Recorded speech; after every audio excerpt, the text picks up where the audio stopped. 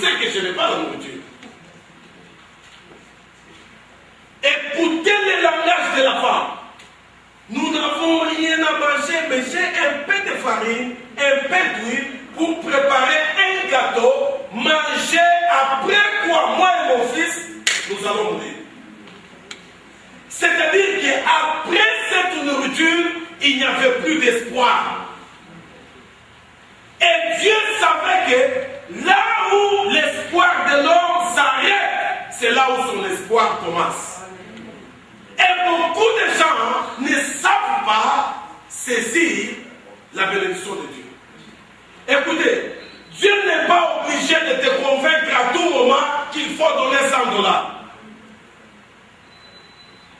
Parfois, il faut donner, même quand tu sais que non, Dieu ne m'a pas dit, mais je dois quand même obéir.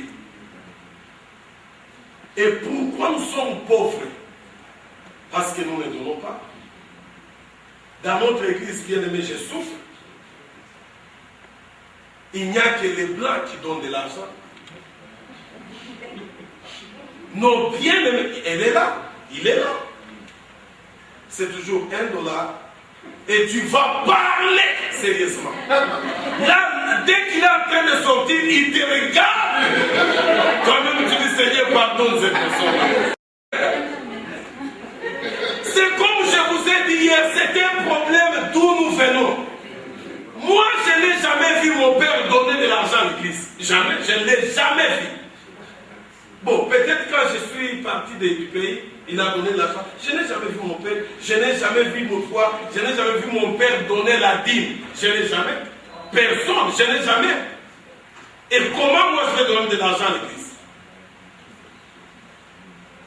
C'est quelque chose qui est en nous, bien-aimés.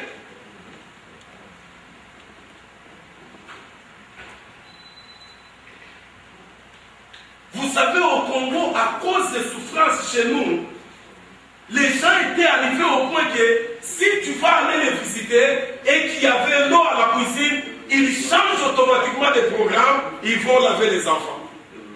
Ils ne vont plus préparer pour ne pas donner. Et ça devient un problème. Même ici, bien-aimés, nous ne donnons pas à l'église. Combien de gens payent leur dîme, même comme là on est? Combien de gens? Et si vous ne payez pas la dîme, comment vous serez bénis?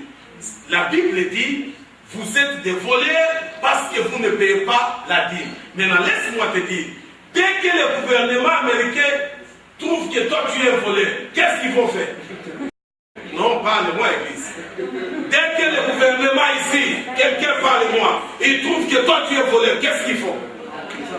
Ils t'arrêtent. Dès qu'on t'arrête, on te met les millions et on t'amène où? En réalité, dans l'église, il y a des gens qui sont déjà arrêtés par le gouvernement du ciel. Maintenant, alléluia. Maintenant, toi, tu vas venir ici devant me demander moi de prier pour toi. Moi, je suis en train de chasser les démons pendant qu'il n'y a aucun démon. Tu es seulement dans la mignotte et c'est Dieu lui-même qui doit arranger ce problème. Ah, mais oui.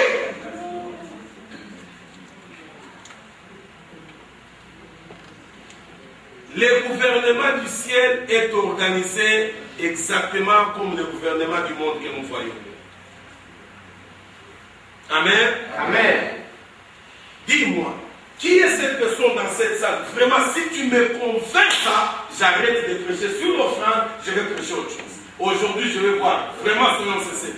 Qui est cette personne dans cette salle qui va me dire que l'ARS l'avait appelé pour négocier que non, écoutez, nous allons prendre les taxes, vraiment contre nous, et ne te fais pas de problème, nous allons prendre. Dis-moi, s'il y a quelqu'un seulement qui me dit ici, je vais donner 1 minute.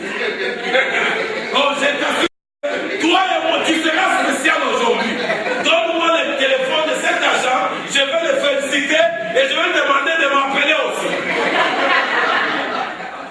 Amen. Amen. Nous tous, comme on est assis là, dès que tu travailles, dès qu'on t'engage, tu commences à travailler, on prend l'argent que tu le veilles ou pas. L'ARS va prendre l'argent.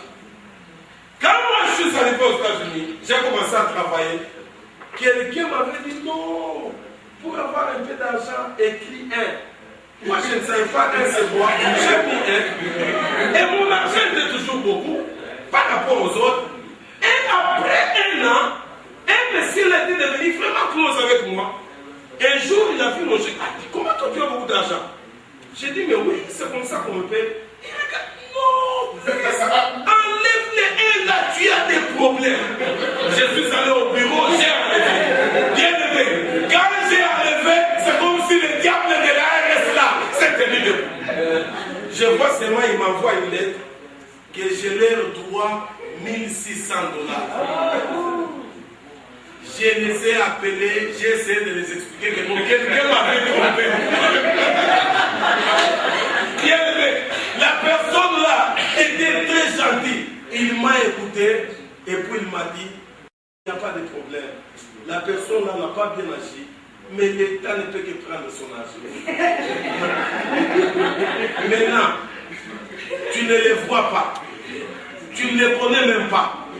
Dès que vous coupez le téléphone, tu ne peux plus jamais les revoir. Parce que dès que tu appelles, c'est une autre personne. À la fin, mon ami, mon argent était parti. Vous n'avez aucune idée de la colère que j'avais. Non, je vous dis, vous n'avez aucune idée. Vous n'avez aucune idée. Mais les chrétiens à l'église, ils veulent que nous puissions négocier avec eux pour donner la dîme de Dieu. Bien aimé, raisonnons quand même. J'aimerais que dans l'église où tu vas, paye la dîme. Si tu ne payes pas la dîme, pense à moi que comme je suis là, je suis en prison. Alors arrête d'appeler beaucoup de pasteurs de prier pour toi pendant que tu sais que c'est toi-même qui as volé, qui est en prison et que tu dois ranger. Alors je te dis la vérité. Amen. Amen. Il y a un monsieur dans mon église que je disais tous les jours, paye la dîme. Non, pasteur, j'ai beaucoup de choses, je dois soutenir ma famille. Même Dieu sait que la dîme là, je paye chez ma famille. J'ai laissé. Il était très haut élevé dans la société, vraiment très très haut. Il était un homme fort, 10 ans dans le travail. Et j'ai dit ça, Dieu est en train de me. Bien-aimé, les jours qu'on a enlevé ces bien-aimés au travail, la façon dont il m'expliquait, je n'ai pas eu à aller de gauche ou de droite. Je lui ai dit, tu dois comprendre le langage de Dieu. Tu as beaucoup pris de Dieu et Dieu n'est pas content. Après 10 ans de service, et chaque mois on lui donnait un certificat de meilleur travailleur. On doit l'enlever du travail sans même lui dire qu'on t'a enlevé. On l'appelle seulement que non, tu es licencié. Bien aimé, aujourd'hui ça peut être bon, mais tu dois payer ce qui est à Dieu. Moi je dois profiter aujourd'hui pour vous dire tout. Demain, je suis dans la voiture à Nashville. Amen. Peut-être on se verra l'année prochaine, mais Christ, Dieu sait que je t'ai dit. Si tu ne le fais pas, Dieu va te juger. Rentrez dans ton église, règle avec le Seigneur. Arrête d'amener $1 à l'église. Il faut arrêter ces choses-là.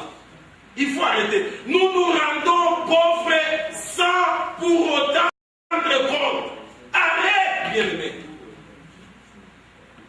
Quand tu vas au monde, tu payes beaucoup de choses chères. Quand tu arrives à l'église, ce sont les papiers là qui restent. Et les doigts qu'on est, même si tu fais entrer dans ta poche, tes doigts, c'est que j'ai touché, c'est $1, c'est que j'ai touché $5, c'est $10. Tu sais ça. Oh, bien aimé, nous sommes à l'église, ça fait quand même un peu de temps. Nous connaissons comment les choses se passent à l'église.